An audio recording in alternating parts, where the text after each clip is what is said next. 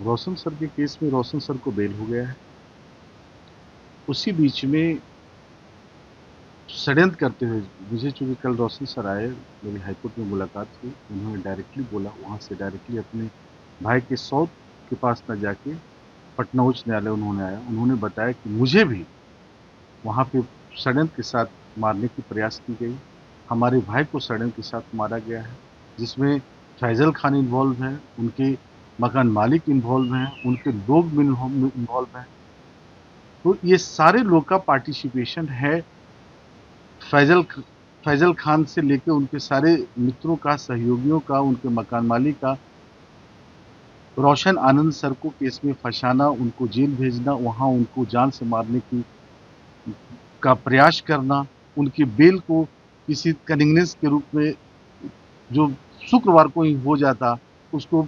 सोमवार तक लाना कि 2 दिन और जेल में रहे, और उसी बीच में उनके जान से मारने की प्रयास करना, साथ में उनकी भाई की यहाँ से चेंज करते हुए जाना लोगों का और नेपाल में हत्या कारित करना, ये पूरी तरह से चेन ऑफ सर्कमस्टांस एक बहुत गहरी ट्रांसपेरेंसी है, जिसमें फैजल खान का क्रिमिनल माइंड का उद्भेदन इस कदर से होना, और ये सारी चीज आपके साथ पूरा इंटायर इंडिया जा रहा है।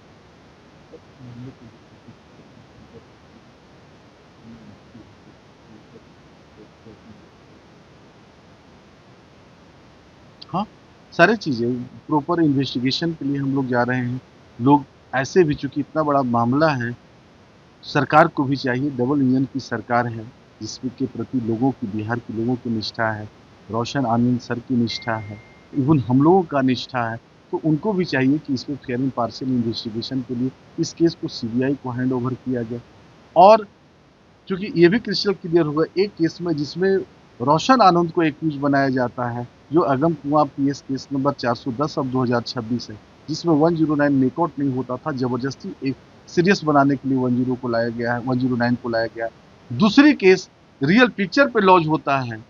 खान सर पे, खान सर का उसी दिन स्टेटमेंट भी ली जाती है, फिर भी उनकी अरेस्टिंग नहीं होती है। किसी तरह से उन्होंने टेक्निकली कोर्ट में जाके, वहां से तो इंटरिम लीव मिला हुआ, हम लोग भी उसको वैकेट करवाएंगे नेक्स्ट डेट पे, उसके लिए भी प्रोसीडिंग जा रहे हैं। और अगर सो मोटो सरकार के द्वारा उन पे हत्या के आरोप का केस दर्ज नहीं होता है, खान सर और उनके सहयोगियों के द्वारा जो कारित किया गया है, तो हम लोग आज से कल में उस पे हत्या का आरोप के अंतर्गत जो इंटेंशन, जो कॉज डेथ किया है, उन्होंने मृत्यु कारित करी है, उसके लिए हम लोग एफआईआर भी लॉन्च करें। इनका परमानेंट बेल हो गया है, रोशन आनंद सर का परमानेंट बेल हो गया है, क्योंकि इस व्यक्ति को तो जेल ही जाना एक अपने आप में एक अन्याय था, अपराध था, जो बिल्कुल इनोसेंट है, बिल्कुल निर्दोष है, जिसको कुछ पता तक ही नहीं है, neither knowledge nor concern at all with respect to the same,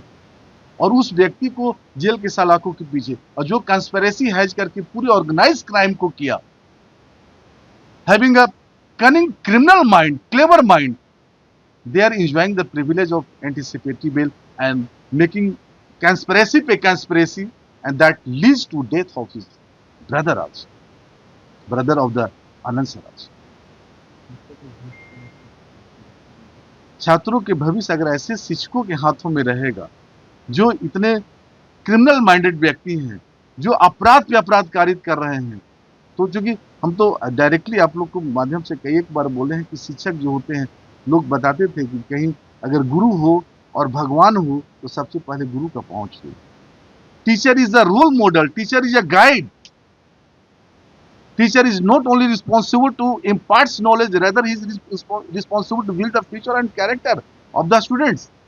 और वो लोग ऐसे अगर कृत्य कर रहे हैं, इतना क्रिमिनल बैकग्राउंड से क्रिमिनल माइंडेड है, तो छात्रों की भविष्य को बिल्कुल अधर में दिख रहा है, ये राष्ट्र का भविष्य अधर में दिख रहा है। जो आदमी, तो हम लोग तो इस श्रद्धा के साथ शिक्षकों के पास जाते हैं या अपने बच्चों को भेजते हैं, अगर ऐसे शिक्षक है तो क्या पढ़ा पाएंगे, क्या संस्कार दे पाएंगे।